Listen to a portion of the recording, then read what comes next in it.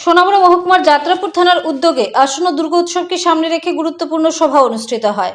প্রতি বছরের মতো এবছরও দুর্গোৎসব যাতে শান্তি সম্প্রীতি বজায় রেখে সুন্দর সুষ্ঠুভাবে সম্পন্ন করা যায় সেদিকে লক্ষ্য রেখে যাত্রাপুর থানার উদ্যোগে গুরুত্বপূর্ণ সভা অনুষ্ঠিত হয়। এই সভা অনুষ্ঠিত হয় কাঠালিয়া রামঠাকুর সেবা সমিতি প্রাঙ্গণে। সভায় উপস্থিত ছিলেন সোনামুড়া মহকুমা পুলিশ আধিকারিক শিলমোহন দেববর্মা, যাত্রাপুর থানার ওসি সুব্রত দেবনাথ, এলাকার জনপ্রতিনিধিগণ, প্রত্যেক ক্লাব ও সামাজিক সংস্থার কর্মকর্তাগণ। জানা যায় যাত্রাপুর থানা এলাকায় 49টি দুর্গাপূজা হতে যাচ্ছে এবছর।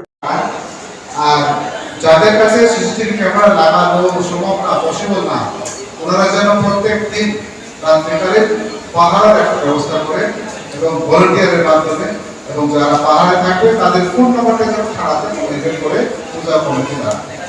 আর পূজার সময় আপনারা সুখে থাকুন, ভালো থাকুন, সুস্থ থাকুন এবং সবাই সুখে